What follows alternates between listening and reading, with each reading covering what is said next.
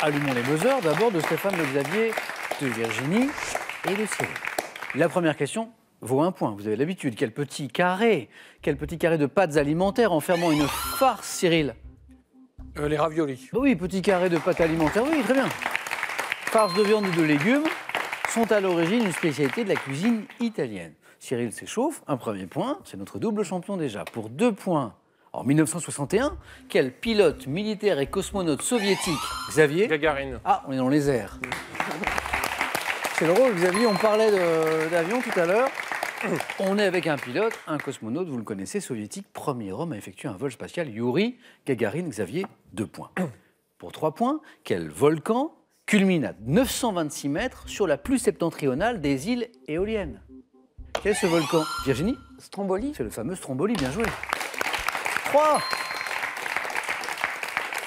Le Stromboli. Stéphane, Xavier, Virginie et Cyril, fin 2016, maintenant c'est de la télévision. Quelle animatrice a reçu des personnalités politiques pour... Xavier? Karine Le Marchand. Oh, bien joué. Eh oui. Karine Le Marchand, c'est pas que l'amour est dans le pré. C'est aussi cette série d'interviews politiques dont on a beaucoup parlé à l'époque, d'ailleurs fin 2016. Elle recevait, Karine Le Marchand, des personnalités pour évoquer leur parcours dans l'émission télévisée qui s'appelait Une ambition intime. Pas impossible qu'elle le refasse, Karine, d'ailleurs, pour la prochaine présidentielle. Elle en a parlé. Xavier, 1 point de plus. Quel surnom a-t-on donné au prince de Galles, prénommé Édouard, qui fit prisonnier le roi de France, Stéphane? Le confesseur. Non. Jean le Bon à Poitiers. Cyril. Le prince noir. Son surnom, le prince noir.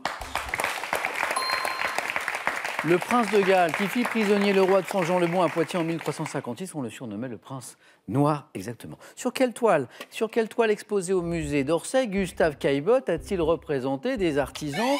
Stéphane. Oui. Ah. Des artisans torse nu à l'ouvrage dans un appartement. Gustave Caillebotte, des artisans. Cyril. Les raboteurs de parquet. Les raboteurs de parquet. C'est la toile que cherchait Stéphane, qui n'a pas voulu revenir. Je pensais au plancher, mais j'étais pas loin. Alors, Gustave Caillebotte, on dit que c'est l'un des premiers à avoir représenté des artisans de la ville. C'est la première fois qu'on voyait des ouvriers comme ça.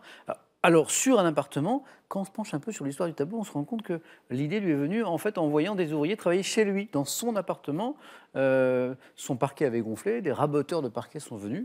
Les raboteurs de parquet, c'est devenu ce célèbre tableau. 3 points, Cyril, bravo. Écoutez ceci maintenant. Ça vaut pas la peine de laisser ce qu'on aime pour aller faire tourner les ballons sur son lit. Ça fait rire les enfants, ça dure jamais longtemps, ça fait plus rire personne quand les enfants sont... Alors, explication, ce qu'on vient d'entendre, c'est une belle chanson, c'est très doux. C'est le plus grand succès du groupe québécois Beau Dommage, sorti en 1974. De quel animal? Stéphane? Ouf, le phoque. Ah! Cette chanson est-elle la complainte? La complainte du phoque en Alaska. Et Stéphane connaissait la chanson. Bien joué, le phoque, on continue. En ophtalmologie, quel examen a pour but d'observer, Cyril? Le fond de l'œil. Exactement, la rétine, la naissance du nerf optique, ce qu'on appelle un fond d'œil. Notamment les patients à un certain âge, les myopes doivent en passer régulièrement chez le spécialiste des yeux, l'ophtalmologiste. Oula, c'est dur. Fond d'œil. Cyril, 8 points déjà, 8, on vient à peine de commencer. Bravo.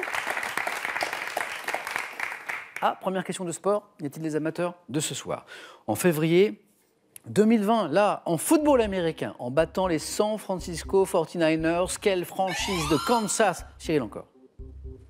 Non, je l'ai pas. De Kansas City a remporté le Super Bowl, le fameux, vous savez, Super Bowl, pour la 2e fois de son histoire. Quelle est cette franchise de Kansas City, Virginie? Les Lakers. Non. On est en football américain, Stéphane a buzzé.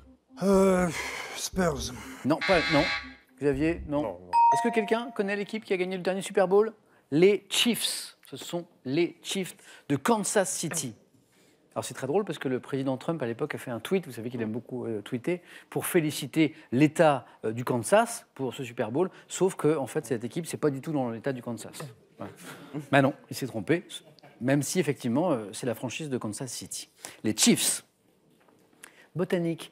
Quel arbuste du littoral méditerranéen, dont le nom est issu du latin signifiant rosée de mer, donne un miel, Cyril? Un miel crémeux. Virginie? Romarin. Bonne réponse. Un miel crémeux romarin. L'arbuste du littoral méditerranéen que nous cherchions, c'est le romarin. Bien joué. On continue. Quel mot désignant une personne qui voyage à peu de frais a été popularisé par la parution Xavier? Un baroudeur? Non. En 73, Stéphane? Un routard. Exactement. Pourquoi? Popularisé par l'apparition 73 d'un célèbre guide. Hein, vous voyez de quel guide je veux parler, bien sûr. Routard, 2 points de plus pour Stéphane. Vous l'avez été routard, Stéphane, ou pas, vous? Si je l'ai fait. Oui, l'avez-vous été? Ah oui, j'étais en stop jusqu'en Australie. Alors, pour l'océan, vous avez fait comment? En stop. En stop aussi? Oui. Avec les bateaux? Voilà, avec Bien. des cargos. Quel aventurier. Bravo, Stéphane. Bon. Ah, c'est une sacrée épopée, quand même. Ah oui, ça fait un tour du monde. Ah oui, joli. Donc, routard, Stéphane, très bien. À quel écrivain et critique du 19e siècle, auteur des Causeries du lundi, doit-on un poème sans titre débutant par « J'étais un arbre en fleurs où chantait Xavier ». Sainte-Beuve? Alors là, bravo.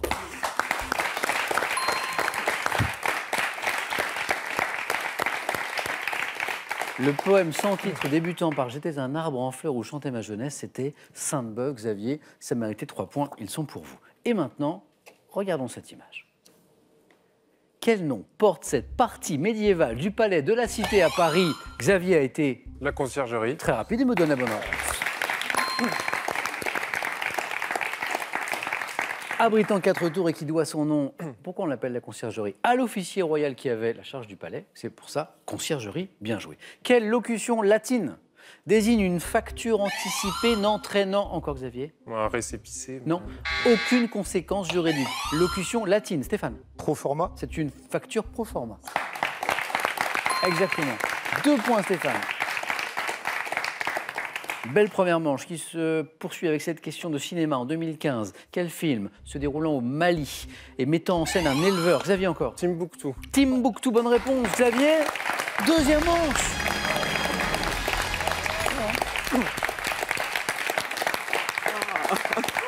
Timbuktu. Le film qui se déroule au Mali, qui met en scène un éleveur entouré de sa famille, qui a été récompensé au César, Timbuktu, Timbuktu, le chagrin des oiseaux. J'ai jeté un coup d'œil du côté des amis de la famille de Xavier, qui n'ont pas l'air surpris du tout. Il est fort, hein. Il est très fort. Allez. Sonia et Pauline, et quand même, c'était prévu, c'est normal. Au boulot, il est comme ça aussi. Xavier, bravo. On retrouve donc Xavier au 4 à la suite dans un instant, mais d'abord, j'ai encore 2 places à gagner pour Stéphane, pour Virginie, pour Cyril. En gymnastique artistique, quel est, avec les barres asymétriques, le seul agrès exclusivement réservé, Cyril, La poutre. aux femmes? La poutre. Cyril, deuxième manche aussi. On va bien voir. Vous méritez tous les deux d'aller en deuxième manche, mais je n'ai qu'une place. 5 points pour Stéphane, 4 points pour Virginie. Question à 3 points.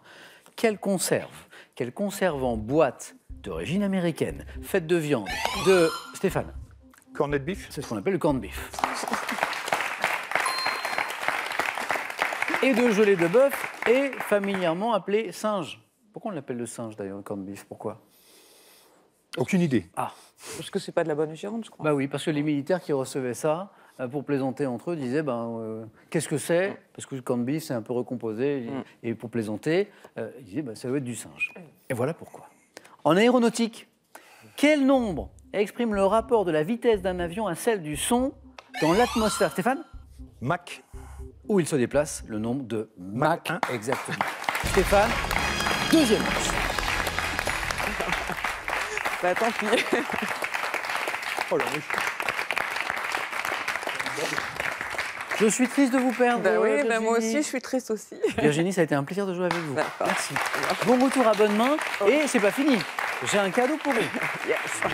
Pour vous, un radio réveil météo, une station Météo France et une montre avec prévision météo Lacrosse Technologies, leader français des données météo.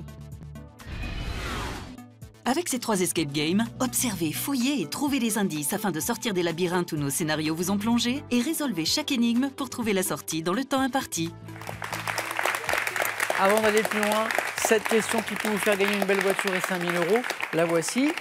Alors, qu'est-ce que j'ai pour vous? Si je déguste du Livaro quand même, je mange quoi? Un dessert ou 2, un fromage? 32,43 pour le téléphone. Et par SMS, 1 ou 2 au 7 10 20. Et on tirera au sort parmi les bonnes réponses. Stéphane, Cyril, Xavier, qualifiés. C'est parti. 4 à la suite.